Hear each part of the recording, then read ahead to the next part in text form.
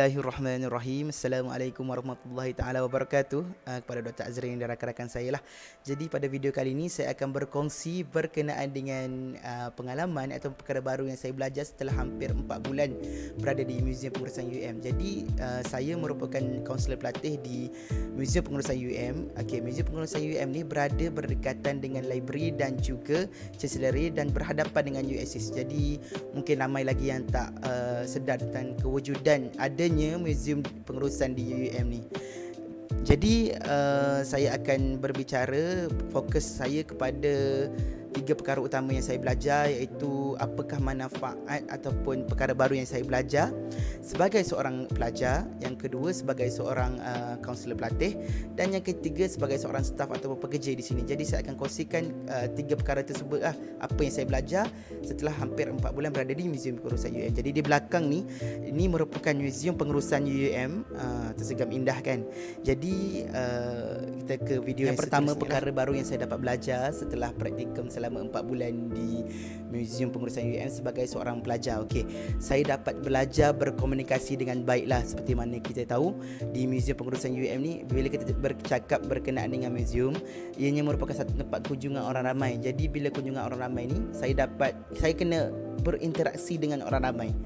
Jadi saya perlu improve lah saya punya communication skill tu, supaya saya dapat terangkan bahan-bahan pameran dengan baik lah, supaya saya dapat mendengar dengan baik, melayan mereka dengan baik.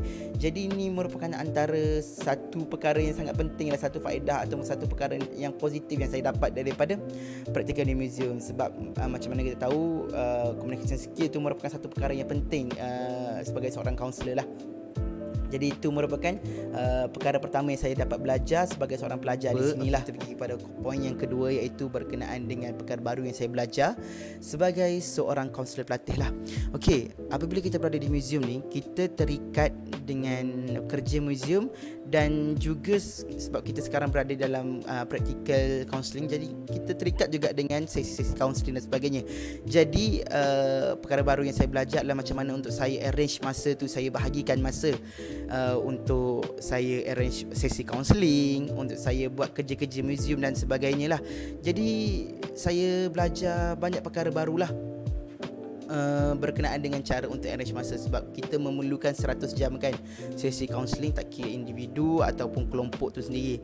Jadi melalui praktikum di muzium ni, saya dapat arrange masa dengan baik lah antara kerja counselling dan juga kerja di muzium. Sebab muzium dan juga counselling merupakan satu ataupun dua bidang yang sangat-sangat berbeza. Muzium berkenaan dengan sejarah, counselling berkenaan dengan counselling lah. Dua perkara yang sangat-sangat berbeza. Jadi itu antara cabaran juga bagi kami yang praktikal di muzium. Okey, kita pergi kepada poin yang ketiga, iaitu berkenaan dengan perkara baru yang saya belajar sebagai seorang staf atau pekerja di Muzium Pengurusan UM lah. Jadi perkara yang saya dapat belajar adalah cara untuk konservasi sesuatu artifak tu lah, atau sesuatu bahan sejarah tu. Okey, konservasi ni merupakan satu proses di mana kita akan bersihkan satu artifak atau satu bahan sejarah sebelum ianya dipamerkan di ruang-ruang pameran di dalam muzium ni sendirilah. Jadi saya dapat tahu daripada A to Z macam mana proses untuk kita bersih satu-satu bahan artifak tu. Jadi ini merupakan salah satu perkara yang saya rasa agak menarik lah, atau perkara baru yang sangat-sangat menarik saya dapat belajar daripada praktikum di muzium. Sebab kalau kita berada di praktikal lain, kita mungkin tak akan belajar cara untuk konservasi ni. Jadi saya akan tunjukkan video yang seterusnya berkenaan dengan macam mana cara untuk kami bersihkan baju tentera Nazi atau baju tentera Nazi. Jadi boleh tengok video yang seterusnya. Ini merupakan video cara kami melakukan konservasi ke atas baju bekas tentera Nazi. Dan ini merupakan satu bahan yang betul ya. Bahannya memang bahan real.